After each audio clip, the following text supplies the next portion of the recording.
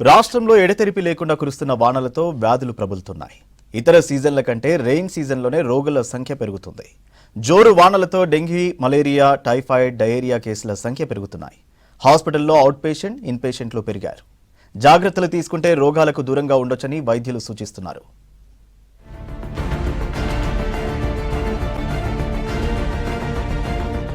రాష్ట్ర వ్యాప్తంగా వర్షాలు కురుస్తుండటంతో ఎక్కడికక్కడ నీళ్లు నిలుస్తున్నాయి. దీంతో దోమల వ్యాప్తి పెరిగి జనం రోగాల బారిన పడుతున్నారు.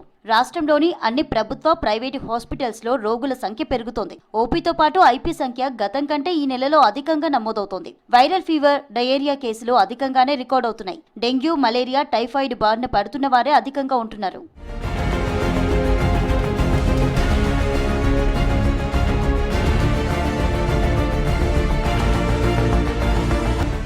హైదరాబాద్ సిటీలో ఏటా డెంగీ కేసులు పెరుగుతూనే ఉన్నాయి. వర్షాలతో నీటి నిల్వ ప్రాంతాలు, తాగి పడేసిన టీ కప్పులు, కొబ్బరి చిప్పల్లో దోమల వ్యాప్తి పెరుగుతోంది. టైగర్ దోమ కారణంగా ప్రజలు డెంగ్యూ బారిన పడుతున్నారు.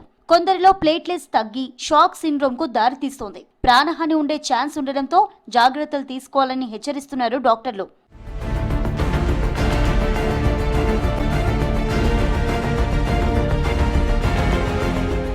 ఇంటి పరిసరాల్లో నీటి నిల్వ లేకుండా చూసుకోవాలని, గుంతలుంటే పూడ్చాలని అడ్వైస్ చేస్తున్నారు. ఇక ఇళ్లల్లోనూ నీళ్లు నిల్వ ఉండకుండా జాగ్రత్త పడాలని చెప్తున్నారు. వర్షాకాలంలో ఉన్న ఇంకొక సమస్య ఏంటంటే దోమల వల్ల వ్యాప్తి చెందే జబ్బులు, అంటే డెంగ్యూ, చికెన్ గున్యా అట్లాంటివి దోమల వల్ల వ్యాప్తి చెందుతాయి అనమాట.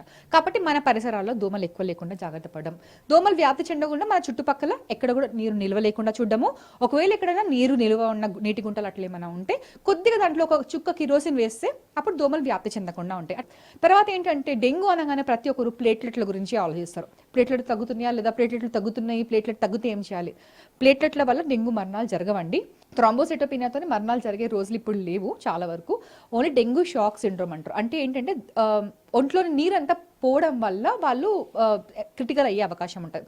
అందుకని బీపీ చెక్ చేసుకుంటూ ఉండడము, తర్వాత ఏదో ఒకటి రెగ్యులర్గా ఓరల్ ఫ్లూయిడ్స్ ఇవ్వడం అనేది మోర్ ఇంపార్టెంట్. డెంగ్యూ నెంబర్లను బట్టి ట్రీట్మెంట్ చేయాల్సిన అవసరం లేదు. ఈ సీజన్ జబ్బుల్లో మలేరియా ఎక్కువ మందిని ఇబ్బంది పెడుతోంది. మురుగునీటిలో పెరిగే అనాఫిలస్ దోమతో జనం రోగాల బారిన పడుతున్నారు. పిల్లలు, వృద్ధులు, గర్భిణీలు, దీర్ఘకాల వ్యాధులతో బాధపడే వారిపై ఫ్లూ ఎక్కువగా అటాక్ చేస్తోంది. ఫ్లూ ఎఫెక్ట్తో జలుబు, దగ్గు, ఆయాసం వచ్చి ఇబ్బంది పడుతున్నారు. రెయిన్ వాటర్ తో నీరు కలుషితమై అనేక మంది డయేరియా బారిన పడుతున్నారు. పొల్యూట్ వాటర్ తోనే డయేరియా, టైఫాయిడ్, పచ్చకామెర్ల కేసులు ఎక్కువగా వస్తున్నాయి. సిటీలో ఏటా 60,000 కేసులు నమోదవుతున్నాయి. కలుషిత ఆహారంతోనే డయేరియా కేసుల సంఖ్య పెరుగుతున్నట్లు డాక్టర్లు అంటున్నారు. వర్షాకాలంలో ఉండే ఇంకొక ముఖ్యమైన సమస్య ఏంటంటే నీటి ద్వారా వ్యాప్తి చెందే జబ్బులు. అంటే ఇప్పుడు మురుగునీరు అనేది మంచినీటితో కలిసే అవకాశం చాలా ఎక్కువ ఉంటుంది. కాబట్టి ఈ వర్షాకాలంలో కంపల్సరీ వేడి చేసి చల్లార్చి వడగట్టిన నీరు మాత్రమే తాగాలి. లేదు అంటే ఆరోస్ కానీ ఫిల్టర్స్ కానీ ఉన్న వాళ్ళైతే అవి మాత్రమే తాగాలి. బయట ఫుడ్ వీలైనంత వరకు అవాయిడ్ చేస్తే బెటర్. సో చేతుల పరిశుభ్రత అనేది కూడా, మనం చేతులు ఎక్కడ పడితే అక్కడ పెడతాం. సో ఫుడ్ కి అనుగుణంగా, అంటే మనం తినేటప్పుడు ఖచ్చితంగా చేతులు శుభ్రంగా పెట్టుకోవడము, హోమ్ మేడ్ ఫుడ్, వేడిగా ఉన్న ఆహారం మాత్రమే తినడము, వేడి చేసి చల్లార్చిన నీళ్లు తాగడము, అట్లాంటి వాటితోని మనం ఆహారం ద్వారా మరియు వాటర్ ద్వారా వ్యాప్తి చెందే జబ్బుల నుంచి మనని మనం కాపాడుకోగలుగుతాం. హైదరాబాద్ లో 59 వరద ప్రాంతాల్లో అంటువ్యాధులపై ప్రత్యేక దృష్టి పెట్టాలని సిబ్బందిని అధికారులు ఆదేశించారు.